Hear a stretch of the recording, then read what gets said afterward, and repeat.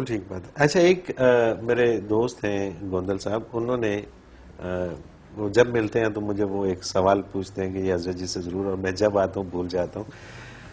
وہ کہتے ہیں کہ جی یہ جو قصر نماز ہے, ایک ان کا گھر ہے لاہور میں, ایک ان کا گھر ہے منڈی بہودین میں, جہاں پر ان کا حصہ بھی ہے اس گھر کے اندر, مطلب وہ والد کی جائیداد ہے جس میں ابھی وہ حصہ دار ہیں.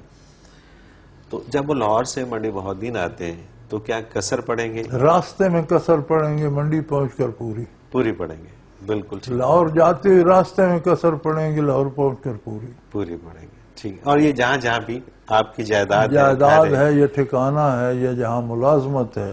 ٹھیک ہے. اب بعض ملازمتیں ایسی ہیں کہ ایک بندہ ملازم تو پنڈی میں ہے لیکن وہاں 2 دن 3 دن سے زیادہ نہیں رہتا, دوروں پہ ہی رہتا ہے, لیکن وہ اس کا ٹھکانہ ہے. ٹھیک ہے. وہاں آئے گا تو قصر ختم ہو جائے گا. اچھا اس کی شرط نہیں ہے کہ کتنے دن رہنا ہے؟ نہیں, وہ تو ٹھکانے میں تو شرط ہے. اب گھر آیا تو گھر تو شرط نہیں ہے کہ 1 دن رہیے 10 دن رہے, آیا تو قصر ختم ہو گئی.